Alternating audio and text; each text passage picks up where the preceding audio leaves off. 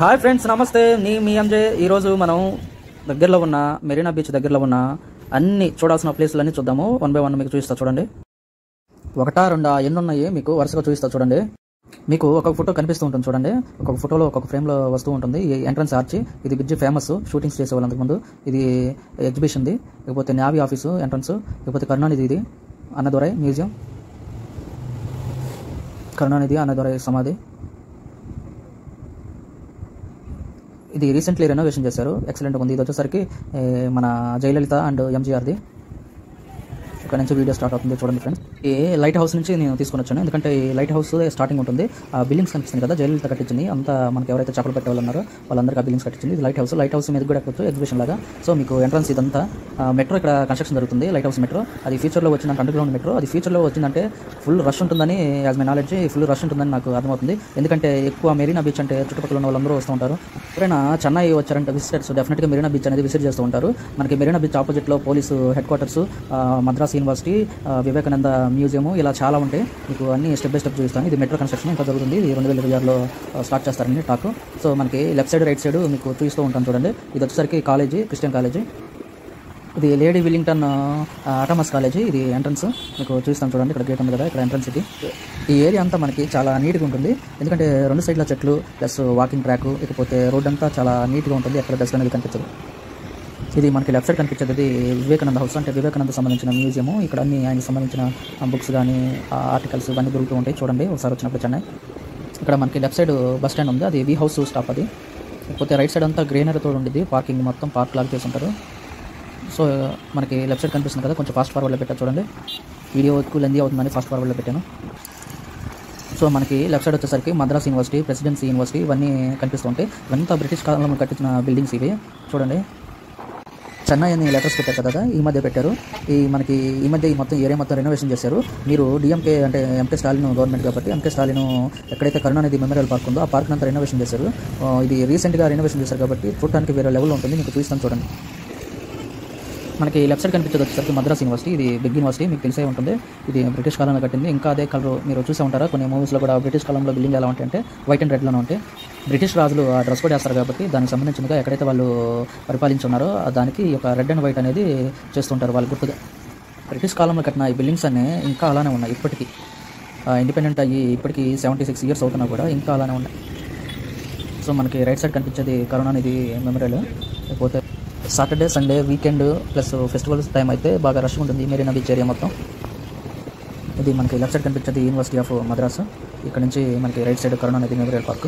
అది right side కనిపించేది bus stand. మీరు ఇక్కడ నుంచి చూస్తే ఇది బ్రిడ్జ్ చాలా మూవీస్లో ఉంది, ఓల్డ్ మూవీస్లో ఉంటుంది ఎక్కువ, అది ఫేమస్.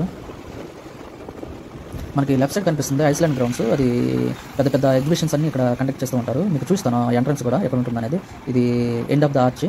సో ఇది పార్కింగ్ లెఫ్ట్ సైడ్ వెళ్ళేది ఎగ్జిబిషన్కి. ప్రతి ఎగ్జిబిషన్ బిగ్ ఏమైనా ఎగ్జిబిషన్ చేయాలంటే ఈ ఐస్లాండ్ గ్రౌండ్స్లోనే చేస్తూ ఉంటారు.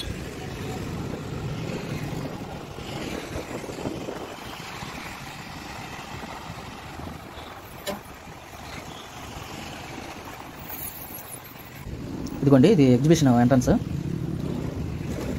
మీకు ఫ్రంట్ అండ్ బ్యాక్ మొత్తం చూస్తున్నారు చూడండి. అది వచ్చేసరికి టికెట్ కౌంటర్ ఉంటుంది. ఇది ఈ మధ్య రెనోవేషన్ చేశారు ఇది కూడా. సో యూటర్న్ తీసుకుంటాను ఇక్కడ నుంచి.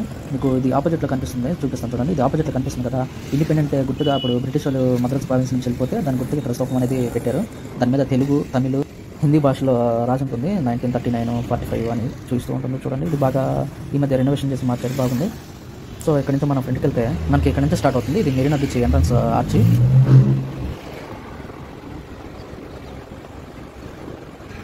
ఇది వచ్చేసరికి నేవీ ఎంట్రన్స్, పోర్ట్కి వెళ్తానికి దారిది, లోనికి వెళ్తానికి ఆఫీసర్స్ ఎలా ఉంటుంది. ఇంకా మీకు కనిపిస్తుంది కదా, అది సరిగ్గా కనిపించట్లేదు, కొంచెం ఆపు చూస్తాను. అది ఎడ్జిక అక్కడైతే మనకి ఏదైతే కలర్ కనిపిస్తుందో అది సముద్రం ప్లస్ కెనాల్ అనేది కలుస్తుంది.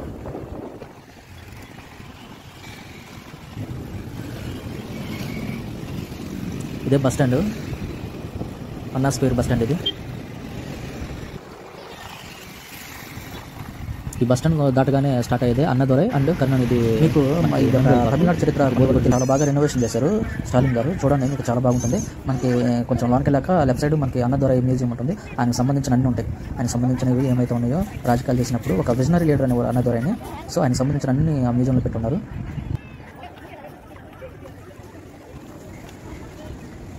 మీరు అంతా చూస్తూ ఉండండి. మ్యూజియం నుంచి బయటకు వచ్చేదాకా మొత్తం చూస్తాను. మ్యూజియంలోకి వెళ్తాము. ఈ మ్యూజియము ఆయన అన్నదొర యొక్క బాల్యం నుంచి ఆయన యవ్వనం ప్లస్ ఆయన రాజకీయాల్లోకి ఎలా రావాల్సి వచ్చింది, ఆయన ద్రావిడ పార్టీ ఎందుకు పెట్టాల్సి వచ్చింది, ఆయన ఎవరెవరిని ప్రభావితం చేశారు, ఆయన ప్రభావితం చేసిన వ్యక్తులు ఎవరు అనేది ప్రతి ఒక్క ఫోటో ఇక్కడ ఉంటుంది. ఆయనకు సంబంధించిన వస్తువులు కూడా కొన్ని ఇక్కడ అమర్చారు. చూడండి, మీకు మొత్తం ఆయన ఫొటోస్, మనకి తమిళ రాదు కాబట్టి చదవలేదు, అక్కడక్కడ ఇంగ్లీష్ కూడా ఉంటుంది. మీరు మొత్తం పూర్తిగా ఈ మ్యూజియం అనేది చూసినప్పుడు మీకు అర్థమవుతుంది క్లియర్గా. మ్యూజియం నేమ్ అన్న మ్యూజియం అని పెట్టారు. ఎక్కువ అన్నదొర అనరు, అన్న అనే పిలుస్తారు.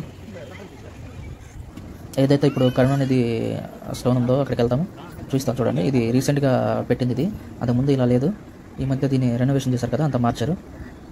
స్టెప్ బై స్టెప్ చూపిస్తూ ఉంటాను. చూడండి, ఈ ఆర్చులు రకరకాల డిజైన్గా చేశారు. మొత్తం ఇక్కడ మనకి లెఫ్ట్ సైడ్ వాష్రూమ్ కూడా ఉంది.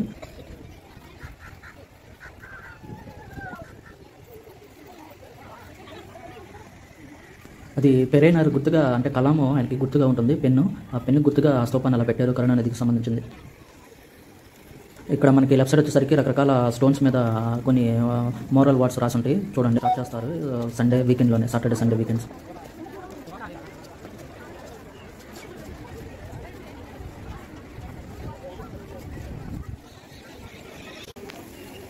చదివే టైం లేదు, మీకు ఫాస్ట్గా చూపించాలి కాబట్టి అన్నీ ముందుకు తీసుకెళ్తూ ఉన్నాను.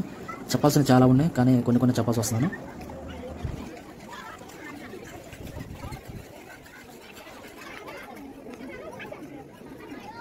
మనకి ఆపోజిట్లో బ్లూ బిల్డింగ్ కనిపిస్తుంది కదా, అది పోర్టుకు సంబంధించింది. పోర్టు నేవీ ఆఫీస్కి సంబంధించింది. అది మొత్తం అదంతా పోర్టుకు సంబంధించిన ఏరియా. సో అక్కడి నుంచే అడ్మినిస్ట్రేషన్ అంతా మొదలవుతుంది. ఇకపోతే ఈ వ్యూలో ఇక్కడ ఒక వాల్ కట్టేశారు, లేకపోతే బీచ్ వ్యూ ఇంకా ఎక్సలెంట్గా ఉంటుంది.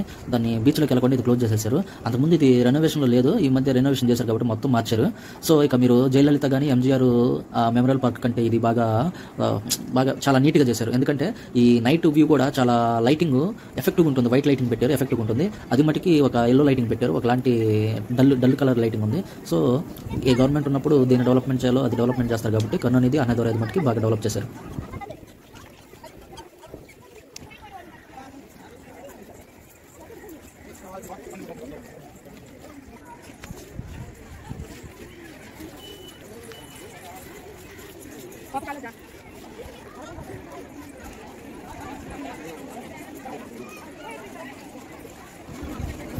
నాకు ఆ ఫేస్ కూడా చాలా చక్కగా చెక్కి పెట్టారు.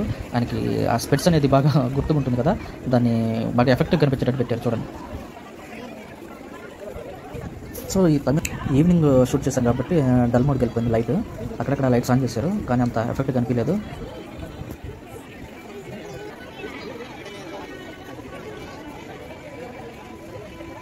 చూసిన వ్యూ మటుకి నెక్స్ట్ లెవెల్ ఎలా ఉందో చూడండి.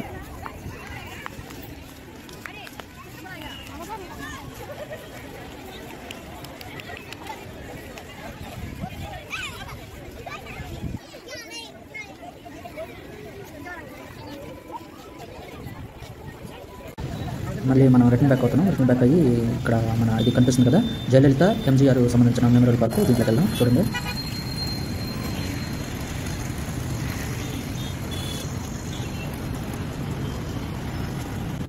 సో ఇక్కడ ఎంజీఆర్ది రెనోవేట్ చేసింది 2012లో జయలలిత గారు. అది అలానే స్థిరపలకం ఉంది లోనకల్లో.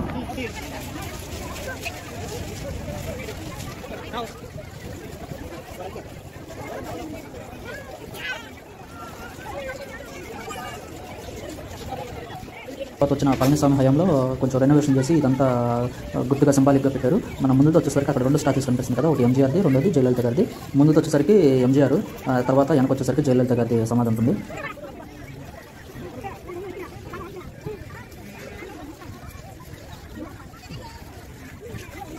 ఇది సాటర్డే వీకెండ్లో తీశాను. జనాలు మటుకి బాగా వచ్చారు. ఎక్కువ తెలుగు పీపుల్, బెంగాలీ, ఒడిశా వాళ్ళు ఎక్కువ ఉన్నారు ఇక్కడ. బీచ్లో కూడా మ్యాక్సిమం నార్త్ వాళ్ళు ఎక్కువ ఉంటారు. నార్త్ వాళ్ళు ఇక్కడ పనులు చేయడానికి వచ్చి సండే ఫ్యామిలీతో రిఫ్రెష్ అవడానికి మెరీనా బీచ్కి ఎక్కువ వస్తూ ఉంటారు. సో రైట్ సైడ్ చూస్తాను చూడండి, ఇప్పుడు యాంగిల్ ఇక్కడ ఫోటోస్ తీస్తున్నారు కదా, దీని రైట్ సైడ్ ఆపోజిట్లో ఇది వాటర్ ఫౌంటైన్. ఇది త్వరలోనే స్టార్ట్ చేస్తారని టాకు. కింద వాటర్ పైప్ లైన్స్ అన్నీ వేస్తూ ఉన్నారు. సో ఇక్కడ ముందుకెళ్తే మనకి స్తూపం కనిపిస్తుంది కదా, ఇది ఎంజీఆర్ది. ఈ ఎంజీఆర్ది ఇది మళ్ళీ రీసెంట్గా రెనోవేట్ చేశారు. జయలలిత గారు ఉన్నప్పుడు రెనోవేట్ చేశారు దీన్ని. ఆయన భారతరత్న అవార్డు కూడా ఉంది, మీరు చూస్తే దీని మీద రాసి ఉంటుంది చూడండి.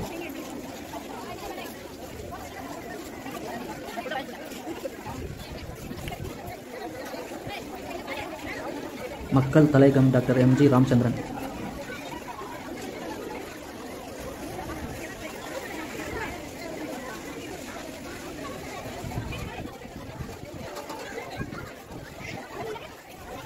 ఈ ఎంత కనిపించేది జయలలిత గారిది. పళనిస్వామి హయాంలో దీన్ని చేశారు. మనకి లెఫ్ట్ కనిపిస్తుంది కదా అమ్మ మ్యూజియం. ఇక్కడ అమ్మాయిని పిలుస్తారని చెప్పాను కదా, జయలలిత గారిని అమ్మాయినే పిలుస్తారు. ఇక్కడ అమ్మ మ్యూజియంలో ఆమె స్టాచ్యూ ఒకటే ఉంది, ఇంకా ఏం పెట్టలేదు. ఆమె సంబంధ స్టాచ్యూ అనేది ఎదురు ఆపోజిట్లో స్టాచ్యూ కనిపిస్తుంది కదా, అది ఒకటే పెట్టారు.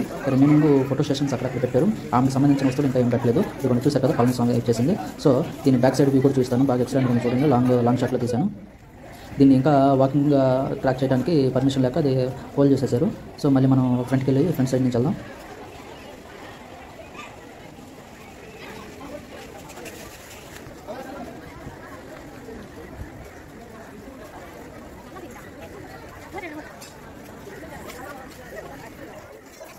ఇక మనకి రైట్ సైడ్ వచ్చేసరికి ఎంజీఆర్ గారి మ్యూజియం, అది ఎంజీఆర్ గారికి సంబంధించింది. ఇంకా అది కూడా స్టార్ట్ కాలేదు, లోన ఇంకా ఏం లేవు, దాన్ని కూడా రెనోవేషన్లోనే ఉంది. ఇంకా ఇక్కడ ఎంకి 5 టర్మ్స్ సీఎంగా చేసింది. ఐరన్ లేడీ అని నేమ్ ఉంది. ఈమె 5 టర్మ్స్. సో ఇక మనం రిటర్న్ వెళ్దాము. రిటర్న్ మన బీచ్లోకి వెళ్ళే మార్గం చూద్దాం. బీచ్కి వెళ్ళేటప్పుడు ఆ ఎంట్రన్స్లోనే మనకి చాలా షాపింగ్ షాప్స్ ఉంటాయి. ఆ షాప్స్లోంచి వెళ్దాం, ఎందుకంటే అది బాగా ఇసుకతోటి ఉంటుంది, నడవలేము. కానీ మీకు చూపించాలి కాబట్టి, ఇక్కడ ఏమేమి ఎంత చూపించాలి కాబట్టి ఆ ప్లేస్లోంచి వెళ్దాము. సో మీకు ఎంట్రన్స్కి వస్తున్నాను చూడండి.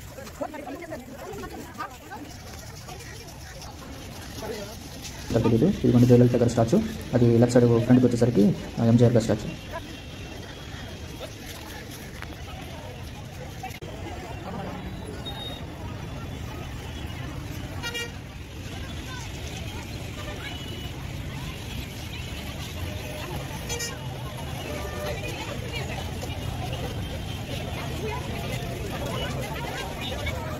బయటకు వచ్చాము. బయట చూడండి క్రౌడ్ బాగుంది. ఈవినింగ్ కొంచెం 6-6:30 అయింది టైము. సో ఇక క్రౌడ్ అనేది బాగా పెరిగింది వీకెండ్ కాబట్టి.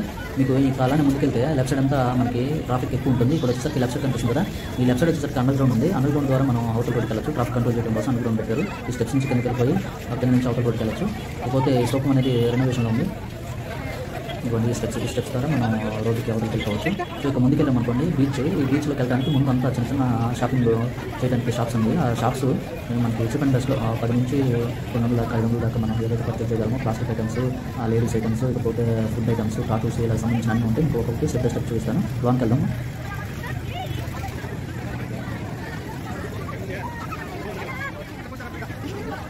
స్ట్రైట్ కనిపిస్తుంది కదా, స్ట్రైట్ వే నుంచి మనం డైరెక్ట్గా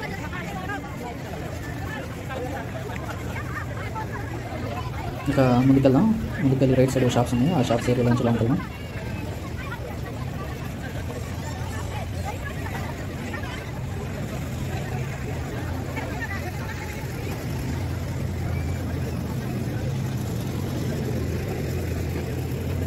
ఈ కనిపిస్తుంది కదా ఈ బోర్డే మనం వెళ్ళేదే. ఈ రైట్ లెఫ్ట్ 2 వైపులా షాప్స్ ఉంటాయి. 2 వైపులా చూస్తూ ఉంటాను. చూడండి ఎన్ని షాప్స్ ఉన్నాయో.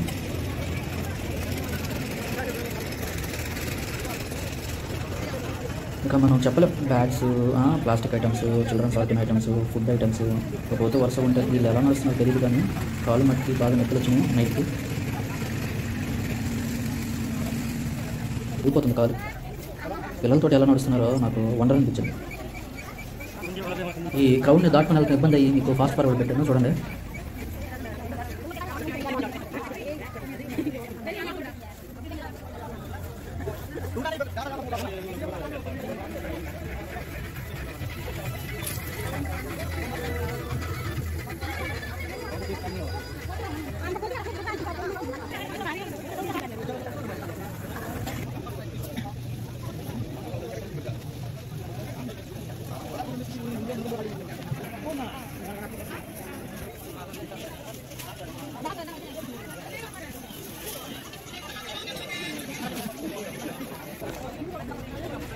ఇంకా అమ్మయ్య ఎంటర్ అయినట్టున్నాము. ఇక్కడంతా ఫుడ్ స్టాల్స్ ఉన్నాయి.